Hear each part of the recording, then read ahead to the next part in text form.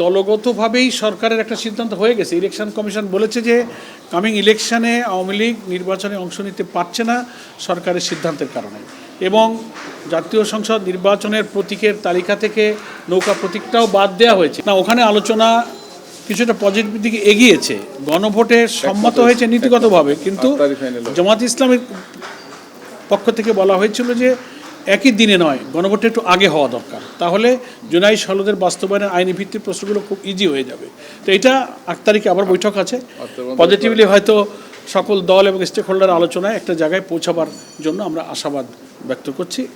এবং আরও কিছু বিষয় রয়ে গেছে, আইনি ভিত্তির প্রশ্ন রয়ে গেছে, তারপরে জুলাই সনদের যে সমস্ত বিষয়গুলো একটু নোট অফ ডিসেন্ট ছিল, সেগুলো অন্য অন্য দলগুলো যাদের যেটা নোট অফ ডিসেন্ট ছিল সেগুলোকে একটা জায়গায় সম্মতভাবে করা যায় কিনা, সেসব আশা করি আমরা একটা আশাবাদ আমাদের মধ্যে তৈরি হয়েছে যে 8 তারিখের আলোচনায় হয়তো এগুলোর একটা নিষ্পত্তি হবে ইনশাআল্লাহ। জনগণের তো যে কোনো ধরনের ভাবনার অধিকার আছে, এটা আমরা এটাকে ভালোভাবেই দেখি।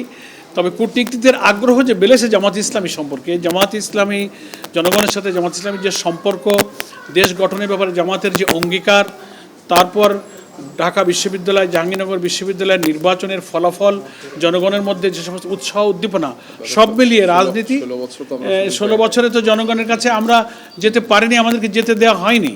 তো এখন তো আমরা একটা বাধাহীন রাজনৈতিক সাংবিধানিক অধিকার আমরা অ্যাভেল করতে পারছি, যে কারণে জনগণও আমাদের মেসেজ পাচ্ছে, শুনতে পাচ্ছে, বুঝতে পারছে, ফলে জনগণের সাথে আমাদের ইন্টারাকশন বেড়েছে। তারা আমাদের বুঝতে পারার সুযোগের কারণে জনমত জামাতের অনুকূলে আসছে। এটা দেশি বিদেশি কূটনীতিক এবং সারা দুনিয়ার আগ্রহ বেড়ে যাওয়ার একটা কারণ হতে পারে।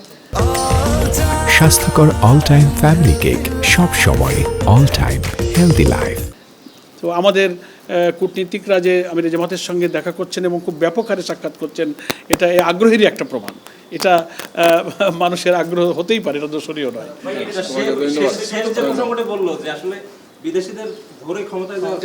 নো প্রশ্নই আসে না। জামাত ইসলামী মহান আল্লাহ তাআলার উপরেই ভরসা, আর জনসমর্থন হচ্ছে আমাদের নিচের শক্তি, এর মধ্য দিয়ে আমরা যাব। তারা বুঝলে তো অসুবিধা নেই।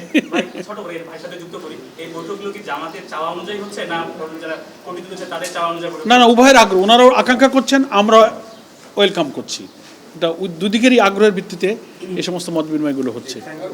এগুলো কখনো একতরফা হয় না, উভয়ের লাগে।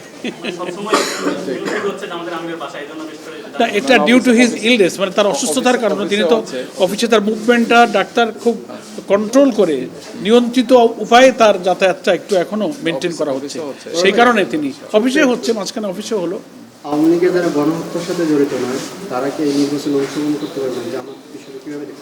না, এটা তো দলগতভাবেই সরকারের একটা সিদ্ধান্ত হয়ে গেছে। ইলেকশন কমিশন বলেছে যে কামিং ইলেকশনে আওয়ামী লীগ নির্বাচনে অংশ নিতে পারছে না সরকারের সিদ্ধান্তের কারণে, এবং জাতীয় সংসদ নির্বাচনের প্রতীকের তালিকা থেকে নৌকা প্রতীকটাও বাদ দেওয়া হয়েছে। এটা অফিসিয়ালি ইলেকশন কমিশন ঘোষণা করেছে। ফলে দলগত ইলেকশনে তো কোনো সুযোগ অন্তত এই ইলেকশনে জনগণও চায় না।